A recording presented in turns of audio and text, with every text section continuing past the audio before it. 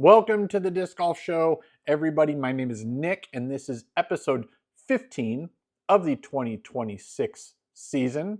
This show is brought to you by our sponsors, first being our local pro shop, Final Nine Sports.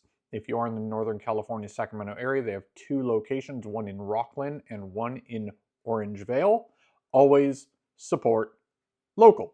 However, if you're unable to find what you're looking for at your local pro shop, we've got a remedy for that, and that is discgolfdealsusa.com. If you go to discgolfdealsusa.com/discgolfshow, you can save 10% off of your entire order. Some exclusions do apply, but most everything else on there is good for that discount. It adds up if you're doing large purchases. So go save that money. As always, we like to start off with good news. This is kind of, it's an update, guys, for Cadence Burge. She did recently do an update about her ailment when she had to DNF at Queen City Classic. And she stated that stress in her lower back, and it looks like there's going to be about an 8 to 10 week off period where she is going to not be able to play. We hope the best for her. We hope she's able to get better over that period of time and it does not take longer, because we know she has the talent and the ability to be at the top, and we would like to see her up there more. Her return looks like it's probably going to be around the U.S. Women's event, and she says she is still going to be traveling on tour. So if you do see her out there, go support her, go say hi, go ask for a signature, go purchase some of her goods, because obviously if she's not playing, she's not able to make that money. And, you know, those sales that she can get on any of her products that she's, you know, putting out there will help her in the long run. So we hope the best for Cadence Burge moving forward in 2026. Did want to give a shout out to a major that maybe you weren't following, but, you know, I like to give these people shout outs because they're the up and comers. They're the new wave, or the next wave, I should say, coming up. And that is for the College Disc Golf National Championships. And these, I'm going to run through the winners here for the different divisions. So there's team divisions and singles divisions. And D1 team, Milligan University, comprised of Benjamin Wagner, James Blocker, Ethan Bishop, and Zachary Nelson, won that division. D1 women's, Milligan University again, so Grace Sanderson and Ari Timm, shout out to them. D2 division, Emporia State University, and that was Isaiah Esquivel, Joshua Sterner, Caden Stucky, and Grant Yoder, shout out to them. And D3 for the team, Liberty University took that division, Eston Garcia, Jay Norton, Thomas Job, and Collin Spiegel. As for singles, you might know some of these names. Singles MC1, Jaden Rye, and he won by 6 strokes, so he dominated that division. FC1, Emily Becher, MC2, Jacob Visser, and MC3, Kyle Kreikhaus. Let me know. So yeah, you know, shout out to those guys. Those are names that you'll probably see in the future into the pro divisions, MPO divisions, but for the collegiate level major, those are your winners in the teams and singles. Let's move on to the main major. Obviously, we do know that the Masters was taking place. I don't know if you follow golf or not, but the Masters was taking place this weekend as well. But, you know, our major, the first of the 2026 season, the Champions Cup, PDGA Champions Cup, took place this last weekend. This was a major that was sponsored by Vessi. There was a little controversy, but friends of us, of our show, Idio Sports was unable to vend at this event. I understand, though I don't agree. What I mean by that is it's a shoe company. Vessi's a shoe apparel company that is sponsoring a major event, and they don't want other shoe companies, competitors, to be there. I understand that, but also on the other side, Idio Sports, though they may be a competitor, you're going to let the spectators decide whether or not they like it. I think it's not the greatest look, but I do understand it from a corporate perspective because it's their event. As much as it sucks to not be able to vend at this, they kind of have the say because they are the presenting sponsor of this major.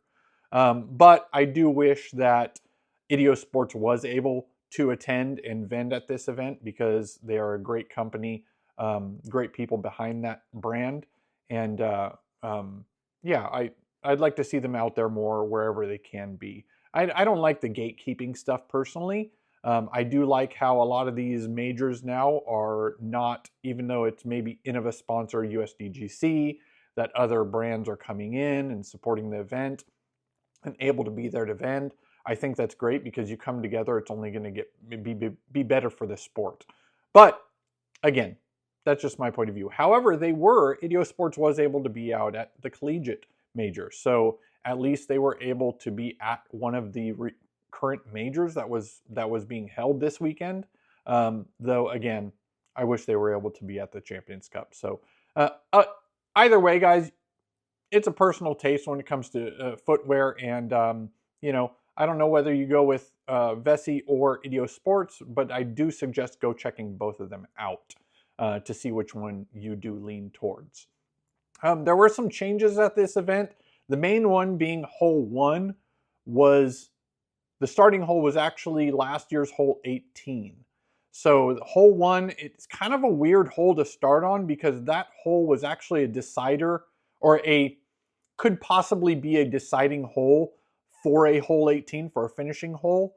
And for them to make it hole 1, kind of weird from my perspective, my point of view.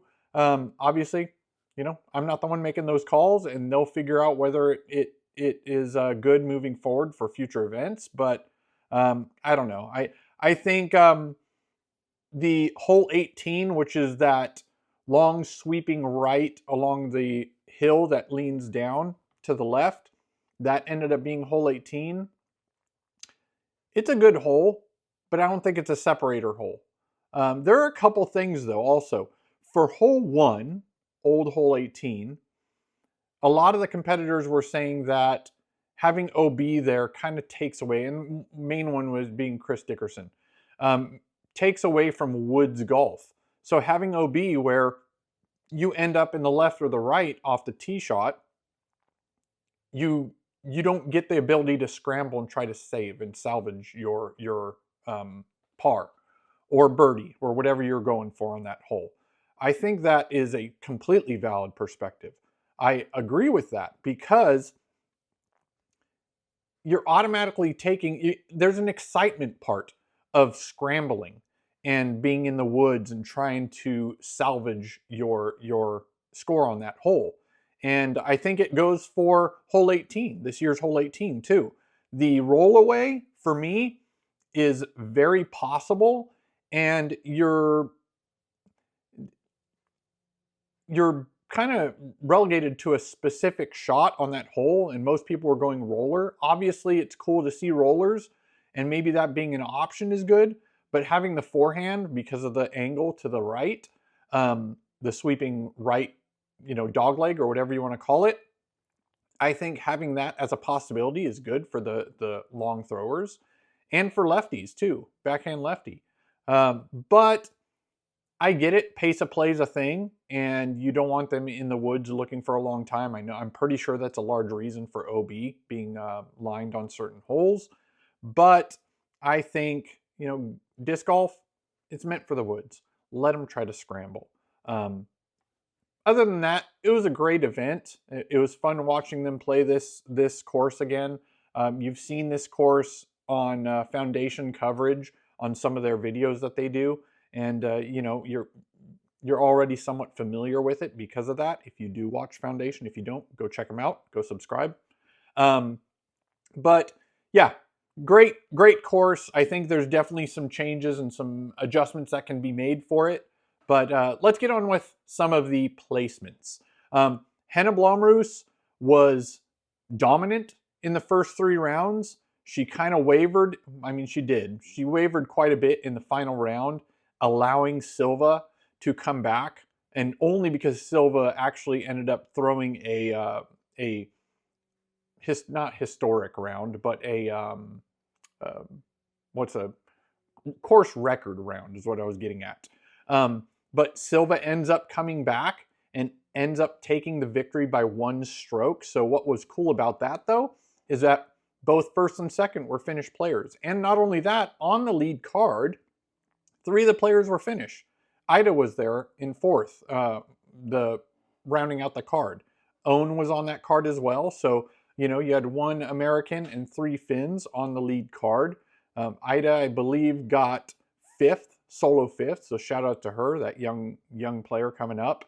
And so yeah, top 5, you had 3 Finnish players in the top 5, and the winner being Silva. So shout out to her. She's a 2-time major winner now, and definitely a force to be reckoned with. A few, not issues, but things that popped up for the MPO division. Paul Macbeth ended up DNFing along with Evan Scott. Evan Scott, I'm not sure exactly the specific reason, but Paul Macbeth, we do know that he had been taking, I believe it was a blood infection issue, and he'd been taking some antibiotics that hindered his ability to be out in the sun for a long time. You'd see him carrying around an umbrella, but it looks like that kind of got to him, and he was unable to finish the event. Sad to see, because we all know he's searching for that 18th major win. Highlight here, 18-year-old Daniel Perry. He's a high school senior. He was able to make it out there, and he almost made the cut for the final round. He almost had top 40. He was literally in 41st place. So shout out to that senior high schooler for playing in this major and doing a great job in his first major. Round 3, hole 14. This was a little bit of a controversy. There were a couple here. One from Ricky, one from Gannon. And this is because on coverage, they showed a bit of a foot fault on their throw. He pushed off, Gannon at least, pushed off, actually both of them I believe did this, pushed off from their foot that was behind the mini and ends up releasing after that foot comes up off of the ground. So I think that, you know, this whole foot fault issue and not being called, either enforce it or not. We did see Nate Heinold enforcing some time restrictions and extensions on some of the players, notably Niklas Anttila. But if you're going to be if you're going to address these issues, address them across the board. I think you've got to be consistent on this. Again, I hate inconsistencies, so when I see this happen, it infuriates me. But it's talked about so much for foot faults, and of course the time, that you have to address it. And you have to address it on these. If you're going to address it for Kristen Lott at a major, at a Champions Cup, then why aren't you addressing it here? Why is it not being addressed? Is coverage something that's going to be come into play of review where that's going to affect scores? Obviously, I'm not going to die on that hill, but I think the inconsistency is what bugs me the most. So I think next time there's got to be at least one player eyeing that. Of course, the problem there is that it extends the time on that hole. But, you know, that's something that's going to need to be addressed, because it was very obvious on coverage that they were foot faulting on their throws. So, otherwise, let's move on, guys. Let's move on to some better, more entertaining information news. I've been meaning to say this since the very first event, but this year's AB looks like last year's AB, or this year's AB looks like he beat up last year's AB and took his lunch money. AB over this last off season looks like he doubled in size. I don't know if that's affecting. Obviously, it's going to increase his distance. Not that he needs it, but he's looking beefed up, guys. So hopefully that just betters his ability out on the course. I thought it funny to see the difference from last year to this year, and it was notable. So other than that, Jesse Nieminen ended up shooting a course record in 10 down. Personally, from me, shout out to Silas Schultz for a top 10 finish at this major. He had a tie for the course record at 9 down, but obviously Jesse ended up beating that. But Silas, man, top 10, he's coming up. We're starting to see that name pop up at the top, you know, in coverage and on featured cards and such. So we hope to see more of him. Ultimately, the end of this being a finish sweep. Obviously, you've probably heard across it on social media. Niklas finally gets his major victory. He's been very, very close, seconds and thirds over the past 5+ years or so or more. But he finally gets that victory. It was like a David versus 2 Goliaths. Because next to Gannon and AB, he looks so small. But shout out to Niklas for his win. Hopefully this gives him more confidence and he's going to be able to battle those guys, Gannon and AB, in the future, which we know he will. So shout out to him. On that note, Discmania is actually holding a discount, 20% off, and it might be just the European Discmania Europe, but I would try it on the US as well, see if it applies. Through tomorrow, Wednesday, April 15th, if you use code Major-Champion, all uppercase, you can get 20% off, at least on Discmania Europe. Possibly Discmania USA. I would double check that. I'll leave the link below for the European website. And then last but not least on this, well, a couple things. One, that trophy needs work, guys. It's just a big trophy. That's cool. You put chains on it, yeah. But obviously at the end there, it looks like those chains broke.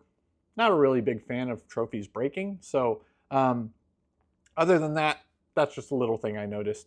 Thought I'd shout out there. And I did want to do a little bit of a comparison thing here for the Masters versus the Champions Cup. So we've got a long way to go. We all know that.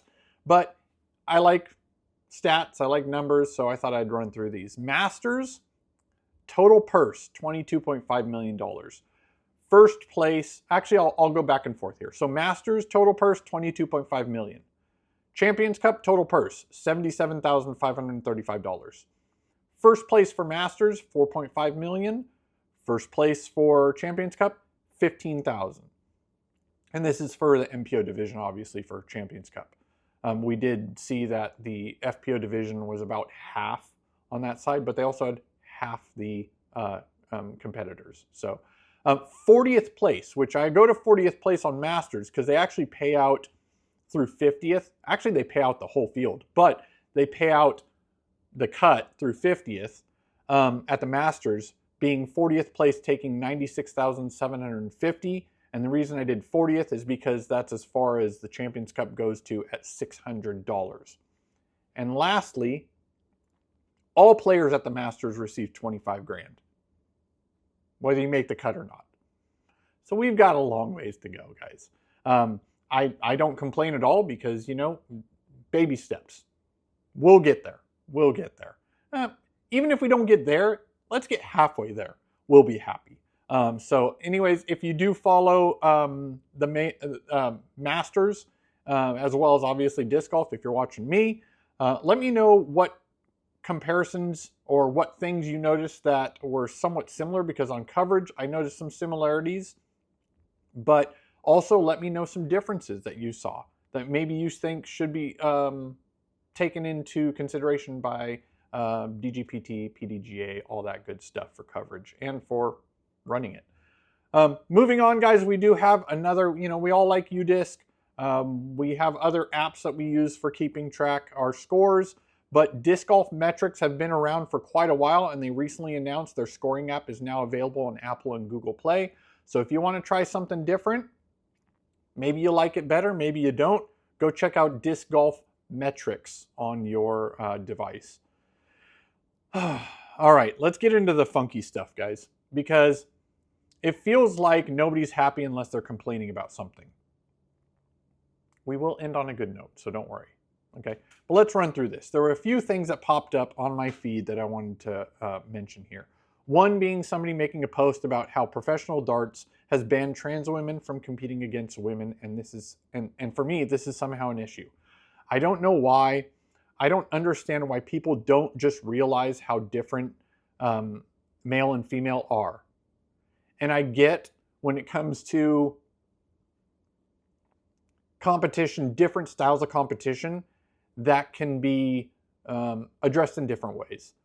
As for darts, there have been several studies over the years, over the past, that have shown that boys versus girls, as young as you want to go, basically, once they can throw, once they can aim, boys have a better natural sense of dialing in and aiming at things and distance. It's just how we're built. And again, we need to look at this as not a better or worse thing. It's just different. So I don't understand why people take these things negatively when it's just a difference. It doesn't mean it's better or worse. We're just different, and that's okay. We're different in good ways. We complement each other. But not only that, and I'll quote unquote these parts here that I read. One, why the hell is professional darts segregated by gender? It's an aiming thing. And again, like I just said, there's been studies done about this. Why is professional bowling? Why is golf? Why is disc golf? Why is skiing? Why is snowboarding? Why is cycling? Just why? Because we are different. We are built different. Structurally, muscularly, mentally, we're just different. And it's good to compete against similar competitors. That way you know you're the best out of that similar competition. And then what else we got here? We've got also, just a reminder, chess also segregates men and women and has banned trans women from competing. I totally see that one. I don't get why that would be. I mean, I do and I don't. But again, it's a competition. They're going to make their decisions, and they're the sports. They're going to make those choices. So you can't really, it is what it is. I hate that statement. It is what you make it. But in this situation, those are the sports and those are the competitions, and the people who control that are the ones who make those decisions. And then also, y'all put way too much emphasis on strength. Well, that's part of sports. That's a pretty big part when it comes to sports. Best golfers are rarely ever the ones who drive the farthest. Most sports are mental more than anything. I don't know what you're saying there, because that is completely wrong. When it comes to any sport, the further throwing QBs, in golf, you want to get the distance to get closer, to make your next shot shorter. In a lot of those things, strength. I mean, if you talk about wrestling or fighting, strength obviously comes in there. So I don't know. I don't know about that one. It's frustrating more than anything why we're even arguing about this. All right, moving on to another one. In this post, this spurred Haley King to rehash her issues with events and courses on slave plantations. So a few years back, one of the events was held on a course where there was, I believe it was a slave building, and there were a couple holes around that building. I get wanting to protect the building from getting hit. Totally agree with that. But it's the course, it's the property. The property allowed it. So it's not like they're forcing it on there. The property, whoever owns that property, allowed that event to be there. So I don't know why and she stated, quote unquote, the way they set up the courses was and is promoting people to disrespect the history. No, it's not. It's to acknowledge it. Disrespecting is going over there and spray painting the building, or intentionally throwing things into the building, or demolishing it. Why even have it there? If you're going to disrespect it, then just tear it down. Like, that's not. It kind of highlights it. Again, it's all how you look at it. And then last thing I noticed was about Champions Cup, and it's posts about the Champions Cup grounds that is being trampled, which leads to the harm of the forest ecology. Now we're getting into the point where, we talk about how good disc golf is compared to golf when it comes to preserving nature, and now we're going to attack it. So we need to figure out what's going on here. They're saying, yeah, the trampoline, hey, sidewalks, walking paths do the same thing. So are we just not going to ever go into nature? I think that's a ridiculous take on this. I understand the viewpoint on it. I see what they're saying, but what, are you just not going to have sports anymore? We're just going to not do anything because it could harm some tree somewhere. You're not decimating the forest. You're using the area and you're actually salvaging the area and having people enjoy nature at the same time. So there's got to be a give and take here. So moving on, guys, those are the few little things. Let me know what you think about those 3 items. The trans women, the slave plantation issue, and the issues with disc golf harming nature.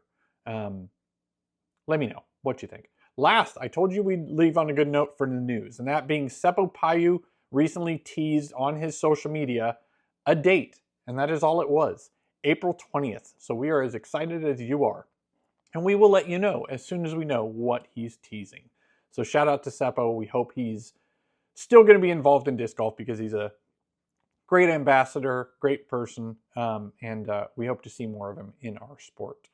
All right, that gets us to the question of the episode, guys.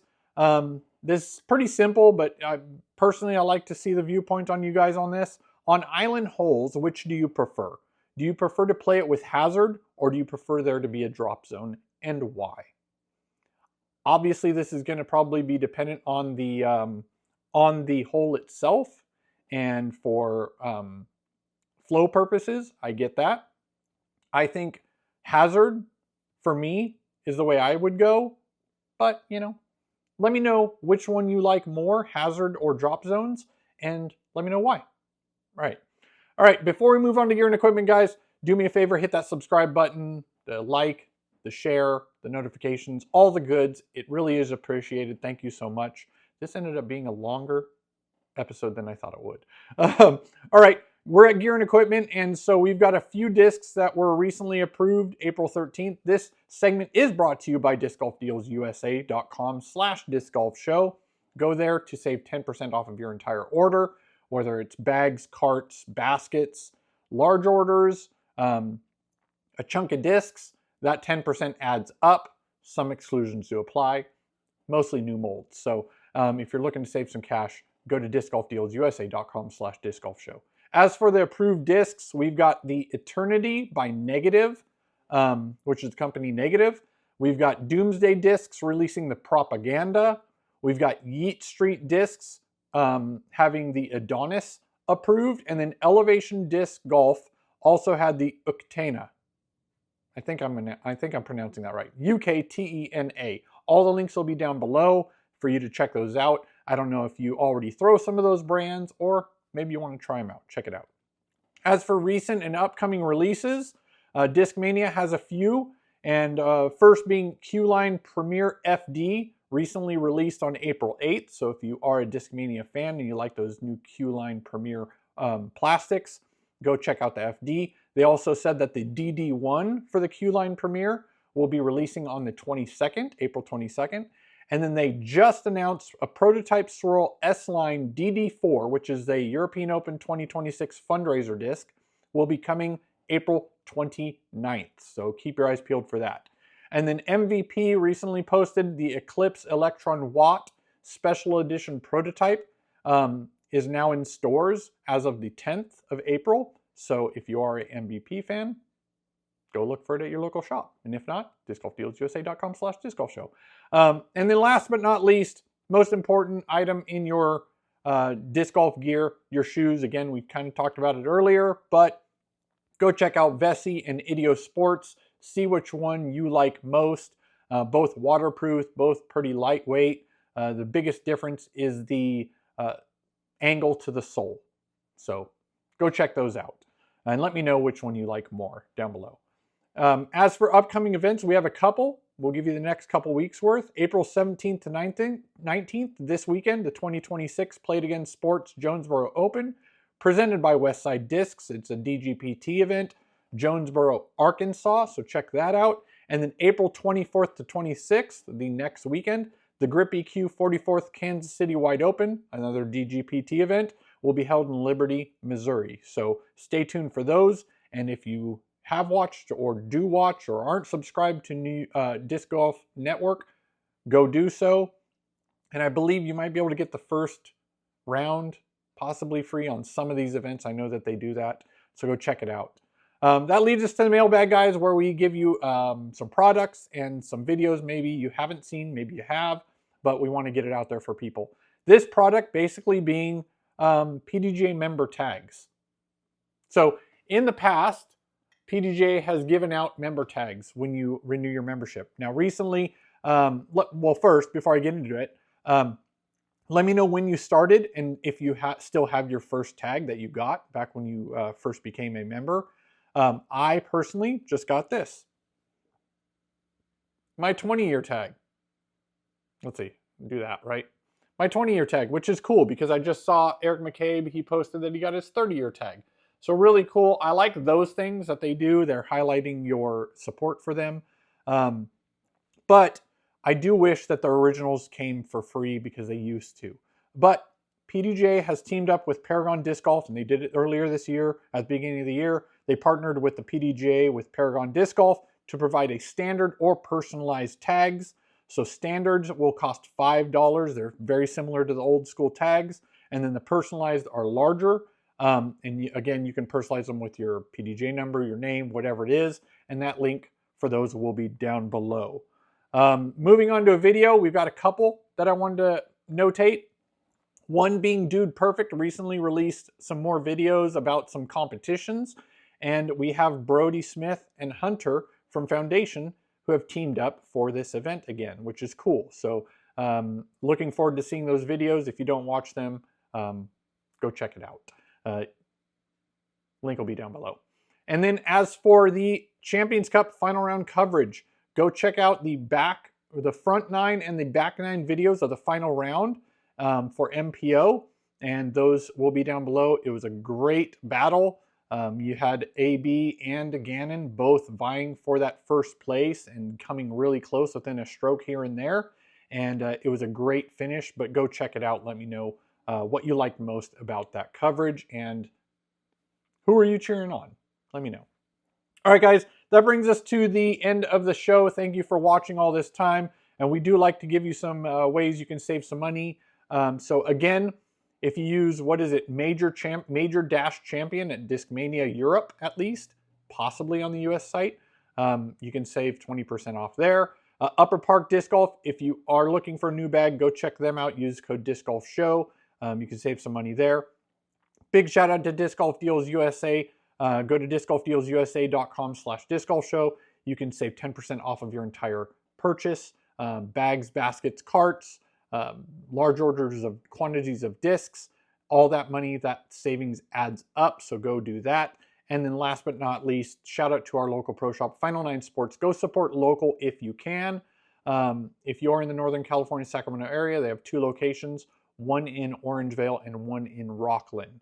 And then if you have any suggestions, any events, any items, products you want me to include on the next episode, send me an email, discgolfshow@gmail.com. I'll be happy to include it. Again, last but not least, hit that subscribe button, like, share, notifications, all the goods. I really appreciate it, guys. Thank you so much for watching, and I will see you next week.